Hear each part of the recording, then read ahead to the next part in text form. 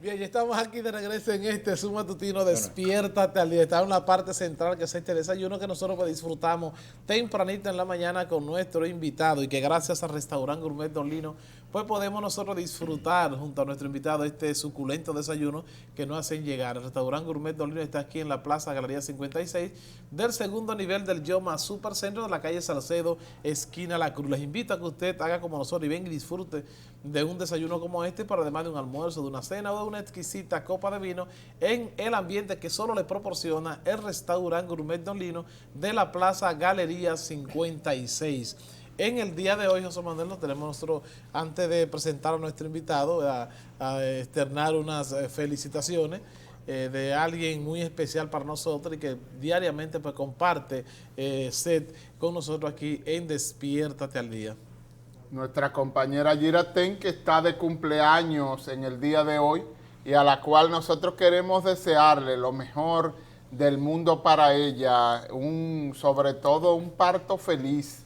Es lo que más nosotros le deseamos en este cumpleaños de esta compañera nuestra que como siempre está sirviéndonos las mejores informaciones en el amplio y fascinante mundo de los deportes. Así es, y que yo el pasado sábado, que Gira pues fue nuestra invitada, ella junto a Hanti, por estar en un momento de lo más maravilloso que vive una mujer en el estado de embarazo y sobre todo por ser primeriza. Así que Gira, desde aquí también nuestra felicitación y que San Ramón te guíe con buen parto, como diría una amiga nuestra. Bien, en el día de hoy tenemos nosotros aquí la grata presencia. Yo decía ahorita cuando anunciamos que le vamos a tener por aquí invitado de que en los últimos días la Sociedad de Cirujanos Plásticos Reconstructivos de la República Dominicana y su presidente, el doctor Serrano, había dado unas declaraciones donde denunciaba más bien que más de 300 médicos, cirujanos generales, pues se estaban dando a la tarea de ejercer la especialidad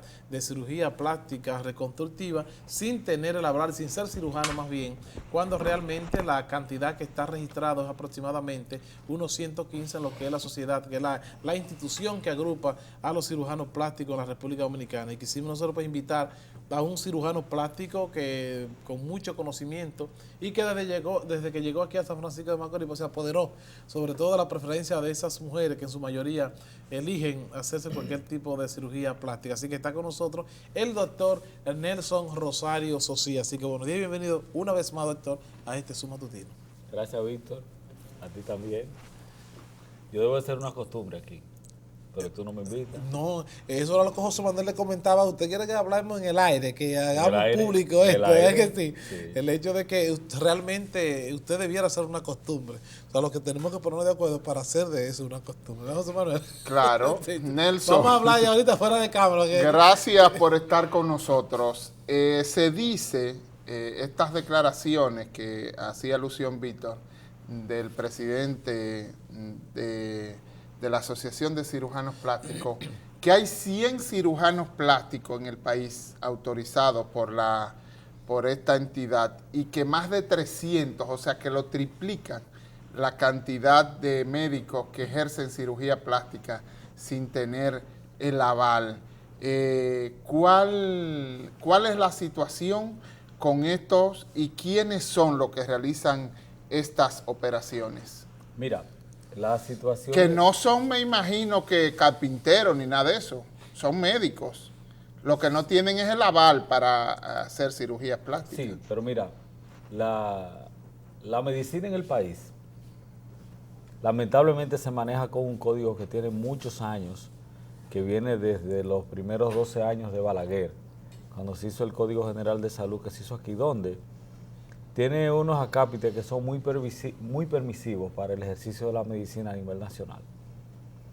Eso permite, si nos vamos 40 años más de la historia, cuando los médicos llegaban al país formados, o los primeros que se egresaron de nuestras universidades, se graduaban de medicina general. Cuando tú eras médico general, entonces tú tomabas la opción de elegir por tus deseos de a qué tú te querías dedicar dentro de la medicina general. Quienes entendían que tenían cualidades para ser parteros, decidían quedarse trabajando como parteros. Los que querían ver niños decidían quedarse trabajando con niños. Y así, igual los que tenían destrezas o habilidades quirúrgicas decidían ser cirujanos. Entonces el tiempo le daba a esa gente la experiencia de poder trabajar una área, y fueron aquellos médicos que por muchos años fueron nuestros cirujanos, nuestros pediatras, nuestros ginecólogos. O sea que fue el tiempo que le dio el título de hacer eso tras la historia. Porque nuestros códigos de salud permitían eso. Igual como lo permitieron los países mucho más desarrollados que nosotros. También fue así. Ahora, ya la medicina necesita que para un médico general, que todos somos médicos generales, ejercer una especialidad determinada, tenga que tomar un entrenamiento que debe ser avalado por unos estándares de formación por años que lo exigen las federaciones internacionales y así las asociaciones y el Colegio Médico Dominicano. O sea, para una gente ser ginecólogo ahora mismo en el país, debe tomar un entrenamiento de 4 años para graduarse de ginecólogo. Eso es después que es médico general. Para ser cirujano plástico aquí en el país, hay que tomar un entrenamiento de 5 años después que se es médico general. Entonces, ¿qué te digo? Si tú te formas como médico general, una formación que dura 6 años, un año más de pasantía son 7, que es obligatorio en el Estado, y 5 de especialidad son 12 años y media vida, Víctor. O sea, es un sacrificio que hemos hecho para nuestra formación, que muchas personas no lo han hecho. Entonces, ¿qué pasa con este país, con nuestra cultura? Con eso no quiero decir que no pasa en otros países del mundo, porque lo que pasa aquí pasa en todas partes. Vivimos en un país, como decía el hermano Freddy Veragoico, un país de gente bruta, donde yo te tomo a ti, Víctor, y te tranco en tu casa 6 meses. Y cuando tú sales decimos que Víctor fue a la NASA y que trajo lo más moderno que puede haber en hacer televisión aquí. Y se fue a Pique Lo Vargas. Porque la gente va a creer eso. La gente cree lo que el otro le dice. Pues la gente aquí regularmente no investiga. Aquí tenemos médicos en el país, médicos generales. Y te voy más lejos. Nosotros tenemos personas que no son médicos, que han hecho cursos de enfermería, que se dedican a hacer algún procedimiento desde el punto de vista estético para favorecer pacientes. ¿Cómo te digo? Aquí en los spa. En los spa ya está en clínica.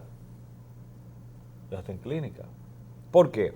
Aquí tenemos, desde el punto de vista local, San Francisco de Macorís, médicos, donde hay ginecólogos, cirujanos generales, médicos generales, que han hecho unos famosos cursos de 2, 3 meses fuera del país, que lo forman según ellos como médicos. Y de 2 semanas también. Como médicos estéticos. Entonces, ¿qué pasa? ¿Qué gran entrenamiento puede tener una persona que fue a ver quizás algún procedimiento, a tener orientaciones superficiales sobre lo que es la medicina estética, a darle beneficio a un paciente? No.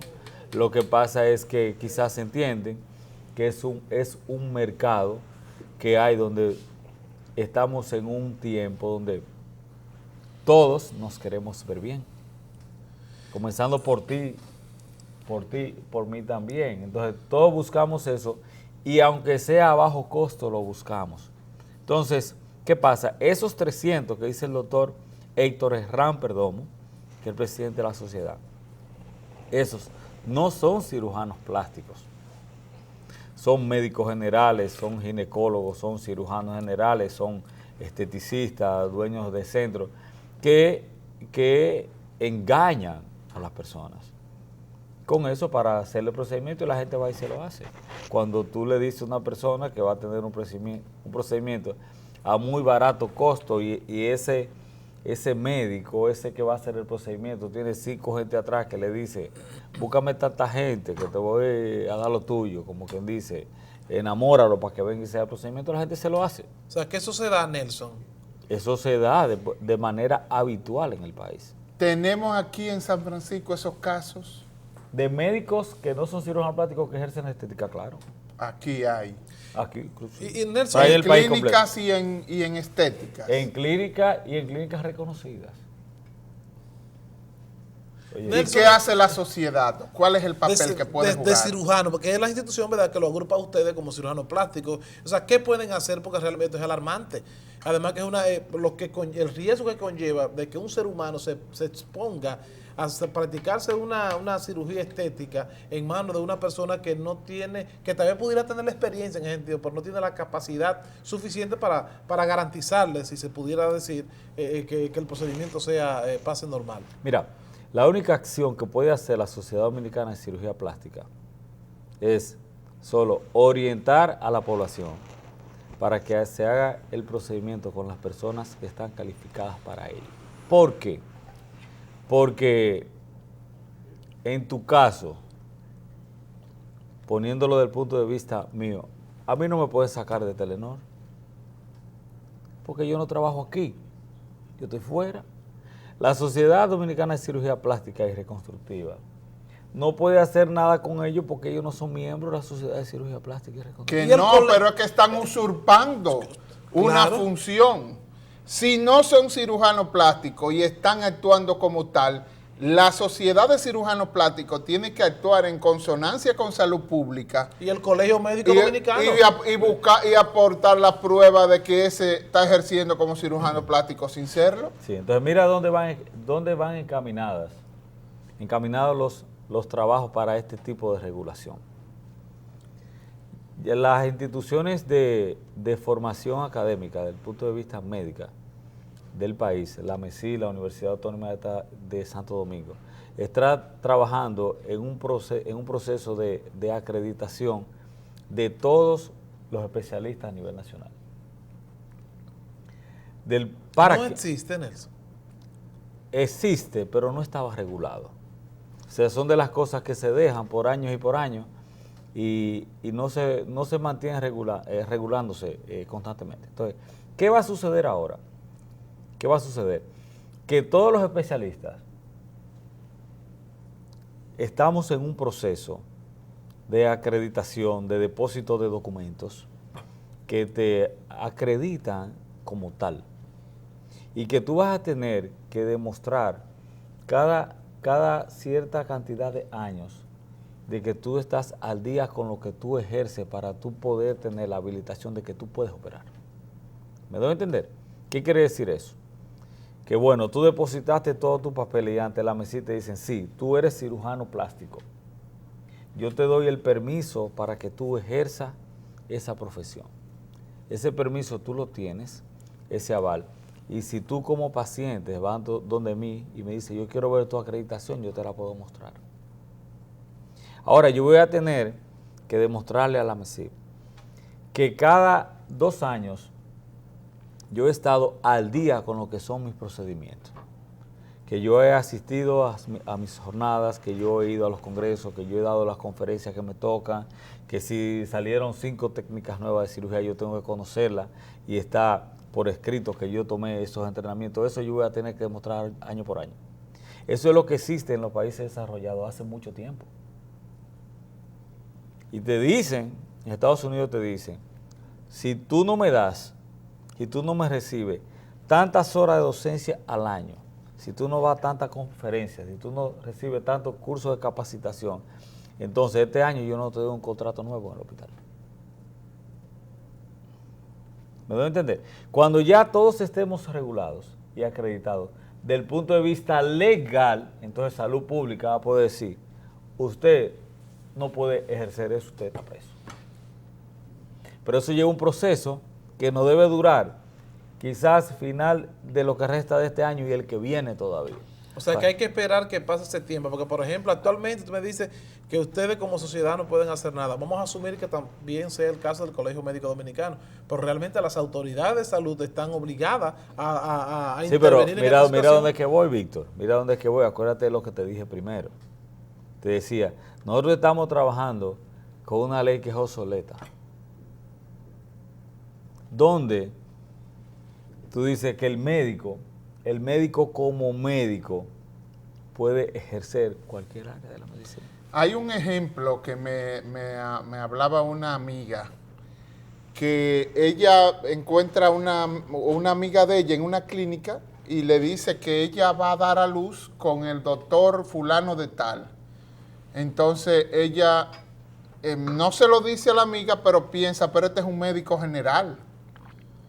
Entonces le dice ella, ¿y tú estás segura que es con fulano que tú vas a dar a luz? Dice, sí, pues el médico de las dos hijas mías, también, de las otras dos, un médico general. Entonces ella investigó y es que este médico busca una persona, un ginecólogo, pero para la señora, los partos se lo ha hecho ese médico, que es un médico general. Es probable que eso se pueda dar, ¿sí? Pero al menos, Este está si buscando. ese médico responsable, está sí. haciendo eso, al menos el que está asumiendo el trabajo como ginecólogo es un ginecólogo. ¿Tú entiendes? Evidentemente, hacer un parto,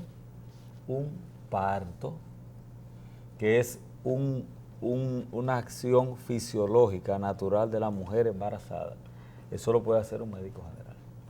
Un parto. ¿Ok?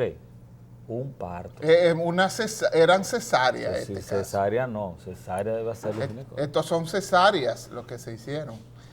Nelson, una hubo flor, un ¿viste? caso Sí, del doctor Héctor Cabral, que fue apresado y al mamelo en Nueva York por ejercer la cirugía plástica sin ser cirujano.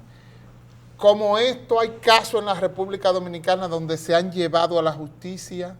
¿Ha habido sentencias en este sentido, precedentes? No, porque mira, el caso de Héctor, como tú lo mencionas, que no ha estado envuelto solo Héctor como miembro de la sociedad, es un caso similar a este. Es un caso de dar consultas fuera del país, en Estados Unidos, sin tener el permiso, el aval de allá, de dar consultas allá. O sea, yo no puedo ir a Estados Unidos y abrir una oficina, una consulta. Que sí la tiene aquí él. Sí, claro, la tiene aquí. Yo, me voy a poner yo mismo de ejemplo. Yo no puedo ir a Estados Unidos a abrir una oficina y ponerme a dar consultas sin un permiso allá. ¿Por qué? Porque para ejercer allá yo necesito tener una acreditación. La reválida allá. Exactamente, por las instituciones de salud de allá que digan que sí que yo puedo ejercer allá, pero yo no te voy a ir más lejos. El americano que viene aquí para poder ejercer aquí tiene que hacer lo mismo aquí ante la Universidad Autónoma de Santo Domingo. Cuando usted se forma en el extranjero, usted tiene que depositar todos sus papeles aquí y que aquí se le acredite como que usted puede ejercer aquí. Eso es obligatorio. Ahora, ¿qué pasa aquí? Que aquí cualquiera viene y nadie le dice nada. Aquí hay muchos médicos cubanos y de otras nacionalidades sí, ejerciendo tal vez especialidad igual que hacerlo de aquí. Efectivamente, pero déjame decirte, ellos, hay muchos ejerciendo, hay muchos que ya están, que viven aquí permanentemente con su consulta y todo eso, y toda esa persona ha tenido que revalidar. Porque quizás bien... O sea, aquí se agota ese proceso. Igual. Eso, sabemos que igual, pero digo, ¿se le exige o no somos tan...? ¿O hay mucha gente ejerciendo sin tenerlo? Extranjeros aquí. No hay mucho. Y en el caso de la cirugía plástica, menos. Porque realmente, aunque somos 115 promedio, venimos siendo relativamente pocos y todos sabemos dónde están cada uno. Entonces, ¿qué pasa? Que un extranjero que quiere ejercer aquí lo puede hacer el día que tiene un problema, entonces tiene problemas. Sí, así es, normalmente pasa. En el caso de ¿hay ginecólogos haciendo cirugías plásticas? No, ginecólogos solo no, hay de todo haciendo cirugía plástica. Hay de todo haciendo cirugía plástica aquí. Nelson, entonces, dígame algo, ¿es que nosotros pecamos por ignorante o es que nos dejamos seducir por ese tipo de medios que se embarcan, se involucran en hacer ese tipo de procedimientos, sobre todo en la cirugía plástica, sin serlo? ¿O es que tenemos pocos cirujanos plásticos o la proliferación? Porque podemos ver nosotros cómo ha ido en aumento significativo la cantidad de médicos que se inclinan por estudiar la cirugía plástica. Entonces, ¿es que el médico te seduce o es que nosotros pecamos por ignorante, que nos dejamos llevar un proceso con una persona que no tiene la calidad ni tiene la capacidad para hacerlo? Mira, el paciente de cirugía plástica, como te decía ahorita, es un paciente que llega de boca en boca. Si tú conoces a una persona que viene de Suiza a operarse y te pregunta, Víctor, yo me quiero operar, lo más seguro que tú le digas, no, yo tengo un amigo que entiendo que hace un buen trabajo, aunque él no me ha operado a mí, yo entiendo que hace un buen trabajo porque tú no te operaste conmigo. Entonces, yo lo voy a mandar. Pero él se operó, porque no se operó contigo. Víctor se operó, pero no conmigo. Entonces, ¿qué pasa? Ahora, si lo fuera a hacer, no dudaría en Yacyplasty. ¿Qué pasa? Que esa paciente que tiene confianza en Víctor, como confía en ti, ella dice, Víctor no me va a mandar donde no es. Entonces ella va a ir sin problemas donde tú la mandas. Entonces ahí se peca de ignorante, digo yo. Ahí se peca de ignorante, o que quizás se peca de yo soy amigo de fulano de tal, déjame mandársela a él. O yo conozco a fulano de tal y si yo le digo que me mande esta señora, él me va a decir, ten Víctor, agárrate de ahí. Ah, porque eso se da. Todo eso se da, pero eso se da en todos los mercados, Víctor. Eso se da en todos los mercados. O sea, si yo se refiero a una paciente, a José Manuel como cirujano plástico. No, a José Manuel que no es cirujano plástico. Okay. Ah, es al que no es. Evidentemente, porque ¿qué tú vas a ganar cuando tú sabes que tú mismo sabes que tú no lo estás mandando donde es? Tú tienes que tener un beneficio de eso. Pero que vivimos, acuérdate, una población, en un mercado, donde tú por ganarte lo tuyo no te va a importar cómo le vaya a ella. Porque es así. ¿En cuántos lugares tú no encuentras aquí los websites, las revistas, donde tú vas a pagar una promoción como médico estético y te la cogen y te publican? Porque tú estás pagando. ¿O no es? ¿Tú no has entrevistado nunca a un médico estético que no sea cirujano plástico? ¿Que si yo doy? Que si tú no has dado entrevista a uno de esos médicos estéticos que no son cirujanos plásticos, ¿tú has dado entrevista de esa? Nelson, Oye, ¿viste para dónde te metió Nelson? Sí, ¿eso no es? Nelson, hay mucho. Es un problema del mercado. ¿Tú entiendes? Y son tus amigos. Y tú no le puedes decir que no. Nelson, no son muchos los cirujanos plásticos que tenemos nosotros aquí en San Francisco de Macorís para el mercado tan limitado que tenemos. Ahí peco yo por ignorante, si es que es limitado el mercado de la... No, es que realmente los cirujanos plásticos de San Francisco de Macorís no viven del mercado local de San Francisco de Macorís. O sea, ¿qué te quiere decir esto? El 80% de los pacientes que se operan aquí no son del país.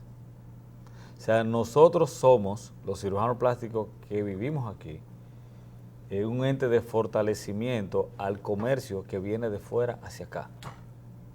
Porque así como esos pacientes vienen, un 80%. Pero o sea, el 80% de los pacientes de ustedes no son de aquí. No son de San Francisco de Macorís. Pero un paciente que viene a dejar su dinero aquí, a hospedarse aquí, a durar 2 semanas en San Francisco consumiendo, a usar el taxi, a ir al supermercado, a usar quizá un hotel si no se queda allí en la clínica. Un paciente que consume aquí no es de aquí.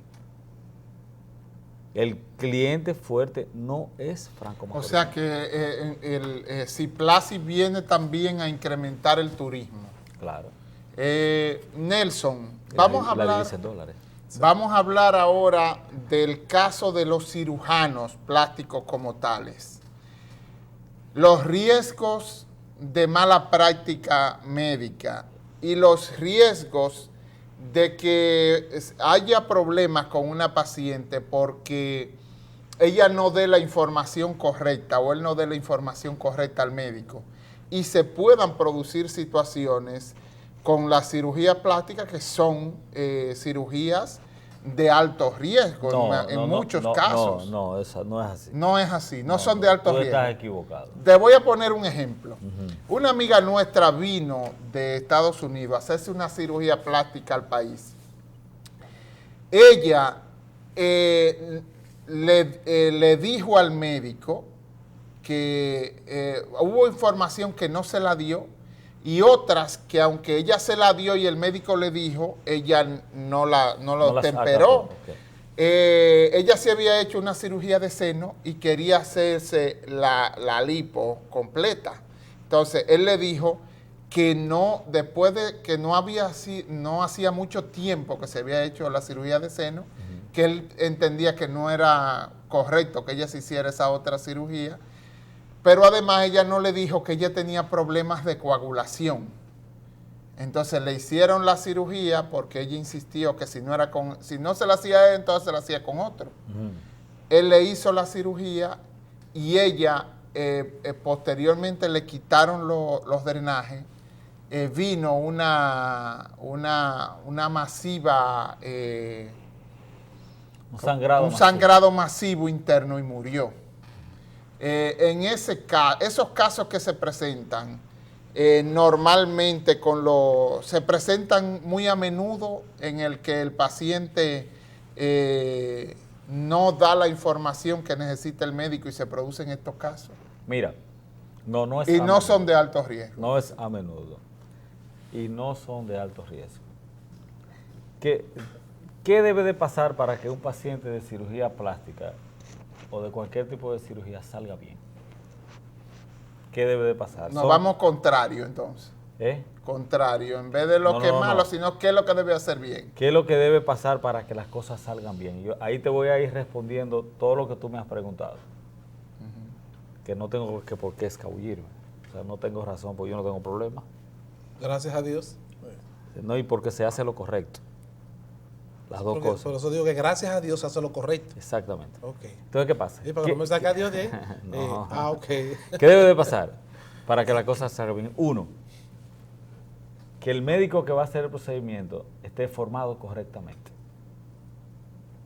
Dos, que donde tú vas a brindar el servicio esté en las condiciones óptimas desde el punto de vista físico como estructural. Porque hacen en casa donde hay spa y que hacen cirugía. No, pues tú te estás respondiendo ahí mismo, ¿verdad?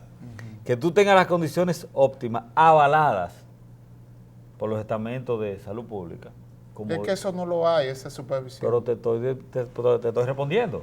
Entonces ya tú sabes que si el médico no está formado, ya comenzó el problema. Si tú no tienes las instituciones hechas como deben de ser desde el punto de vista físico, como de equipo, la logística de trabajo, todo, entonces ya ahí hay otro problema. 3, que la paciente que tú vas a operar, o el paciente, hombre o mujer, esté en condiciones óptimas para poder ser operado. Ahí te respondo la otra pregunta de que esa paciente haya tenido problemas de coagulación y no se lo dijo. No, es que yo debo de identificar ese problema porque se deben hacer las rutinas de laboratorios regulares que me diagnostican eso no es así. O sea, la paciente tiene que estar bien y yo no coloco una paciente en sala de operaciones si no tiene las condiciones óptimas para poder ser operada. Pero bien desde el punto de vista de las evaluaciones que usted haya hecho el procedimiento, no de lo que ella le diga. No, pero es que no importa lo que ella diga, es que los análisis están ahí. ¿Tú entiendes? Ella me puede decir, una paciente te puede esconder a ti, un ejemplo, algo que tú en ese momento no puedes ver, para ponerte un ejemplo. Una paciente te puede esconder que es asmática y que en ese momento ella no esté congestionada y tú no puedas hacer el diagnóstico. Y puede algún medicamento reactivar esa condición de asma. Una paciente puede ser alérgica a un medicamento y ella te lo esconda, eso tú no lo sabes. Si tú le colocas ese medicamento, ella va a ser alérgica a ese medicamento y puede tener problemas. ¿Me doy a entender? Pero esas son situaciones exclusivas que pueden aparecer en un otro paciente. No que yo no pueda diagnosticar si esa paciente está del punto de vista de salud correcto para ser operada o no. ¿Me doy a entender? O sea, las condiciones generales para tú calificar para una cirugía están escritas, que todos sabemos cuáles son. Y tú tienes que calificar para este grupo de cosas para yo poderte llevar a cirugía y operarte. Si tú no calificas dentro de ahí, entonces tú no te puedes operar. Si yo te opero, yo estoy asumiendo el riesgo de que tú te vas a operar sin estar en condiciones y yo no debo hacer eso.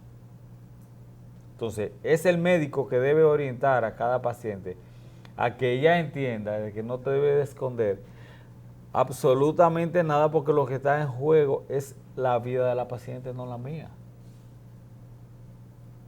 ¿Me doy a entender? O sea, ella tiene que comprometerse a decir las cosas como deben de ser, pero nosotros debemos de hacer todas las evaluaciones pertinentes para saber que esa paciente está desde el punto de vista de ser operada bien. Pero yo no he acabado. Cuarto, o sea, yo debo de hacer el diagnóstico correcto en esa paciente en base a las expectativas que ella tiene, de lo que ella quiere, lo que yo le puedo ofrecer como cirujano y cuáles van a ser sus resultados. O sea, nosotros debemos de estar de acuerdo con esas tres cosas para que las cosas salgan bien. Entonces, hacer el procedimiento correcto según lo que ella califique. Yo no puedo a una paciente hacerle 5 cosas si ella califica para yo hacerle 2. Porque ya entonces yo estoy violando las normas de un paciente que no debe de salir bien. Es cuestión de que yo como médico soy consciente de lo que debo hacer. Ahora, si la paciente me dice a mí, doctor, si usted no me hace 4 cirugías que yo quiero, porque usted lo que quiere es hacerme 2, yo me voy para donde otro médico y le digo, váyase. O sea, su dinero no compra mi tranquilidad. Váyase, pero eso quizás se muere. Porque es el problema. ¿Entiendes? Entonces, que queremos ganarnos todos los cuartos. es el problema. No quizá eso, también que muchas pacientes quieren hacerse muchas cosas incorrectas o hacerse más de lo que Pero pueden. entonces también, Nelson, aparte de todo eso que usted acaba de señalar, también entra la capacidad que tiene que tener el médico, una capacidad psicológica, no de inducir a la paciente, sino de hacerla, crearle la conciencia que ella no debe hablar mentira. Por ejemplo, como es el caso que se pueden dar pacientes que aún teniendo problemas de asma y de otros problemas que usted mencionó, o sea, a llevar a esa paciente a que debe ser sincera al momento de usted hacer las evaluaciones del lugar para evitar que se produzcan consecuencias peores. O sea, hasta esa parte tiene que tener el médico como cirujano plástico reconstructivo la suficiente capacidad para hacer y llevar a esa paciente a que debe decir la verdad al momento que está haciendo las evaluaciones del lugar. ¿Cuáles pueden ser las consecuencias de estas acciones irresponsables de gente que no tiene el aval para hacer esta cirugía? ¿Cuáles serían las consecuencias de esto, Nelson?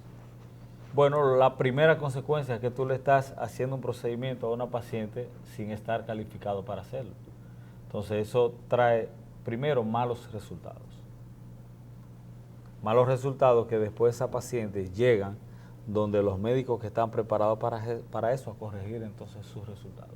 No es igual corregir un resultado de algo hecho de la manera incorrecta a tú hacerlo desde inicio, hacerlo bien y no tener que corregir nada. Entonces, eso va, el tener que corregir unos malos resultados, comienza el descrédito de lo que es el ejercicio de la cirugía plástica en el país. Porque tú vienes acá y te operas con una persona que no está calificada y ya te operaste aquí sabiendo que manejamos un mercado que es muy internacional. Pero te operaste aquí aunque esa paciente fue al lugar incorrecto, pero se operó en República Dominicana. Entonces comienza el descrédito de la especialidad en el mercado local que tenemos porque fue donde el médico que no debía de ir. Y es lo que pasa más, la paciente va a tener el problema de que no se operó como debía ser.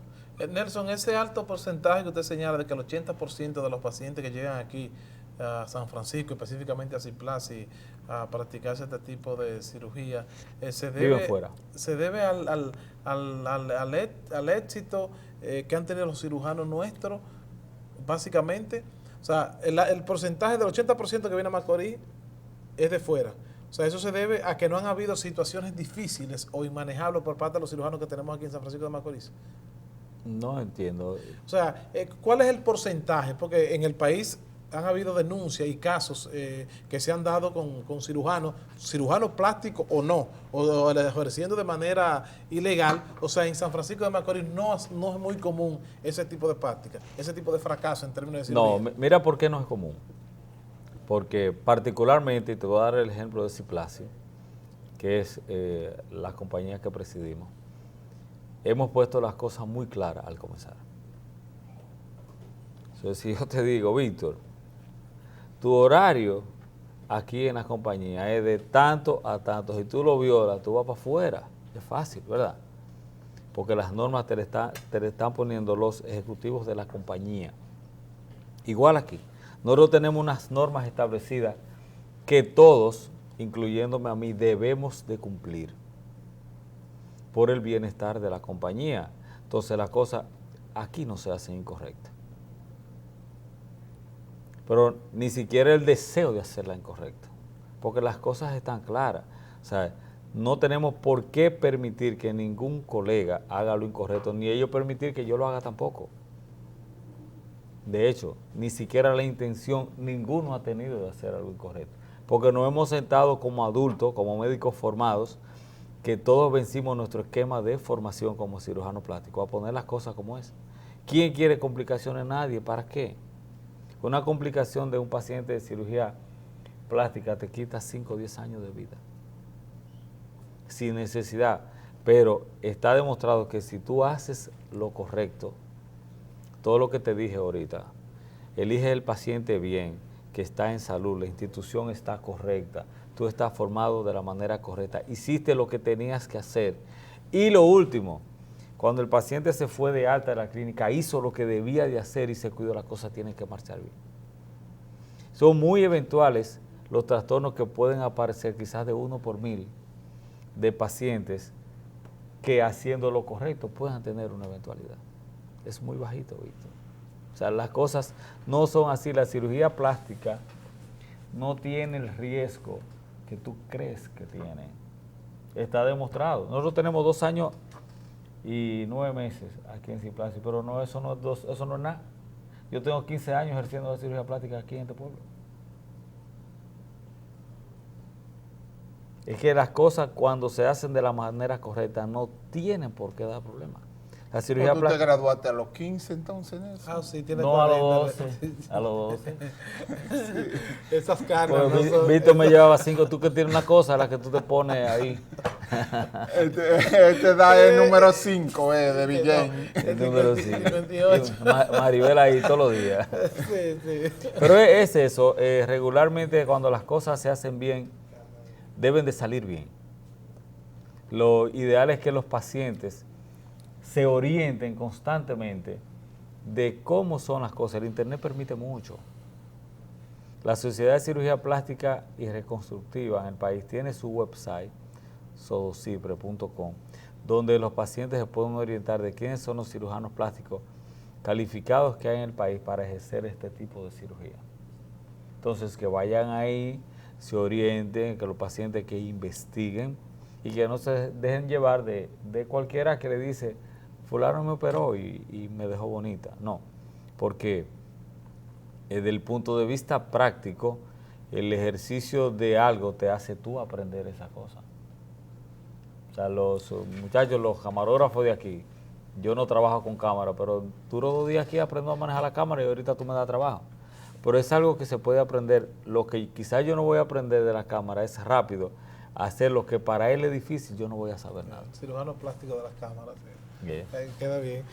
Nelson, pues nosotros agradecidos de verdad que por aceptar primero la invitación y segundo por tratar un tema tan interesante. Ojalá, te decía al principio que todavía va a ser una costumbre, ojalá y podamos nosotros lograr eso, que tener a Nelson Rosario por aquí sea una costumbre, que pueda compartir esos temas interesantes con el público que sigue Despierta al Día. Yo me alegro y gracias por invitarme. Bueno, pues Yo soy de ustedes aquí. gracias Nelson, así como también agradecer al restaurante Gourmet Don Lino, que gracias a ellos han podido compartir con Nelson Rosario el desayuno que nos han hecho llegar en el día de hoy, así que usted puede hacer como nosotros y disfrutar de un desayuno como este en el restaurante Gourmet Don Lino, del segundo nivel del Yoma Supercentro, de la Plaza Galería 56 de la calle Salcedo, esquina La Cruz, aquí en San Francisco de Macorís. La invitación para que mañana se conecten con nosotros de 7 a 9 de la mañana por este canal 12 del Grupo Telenor. Feliz resto del día.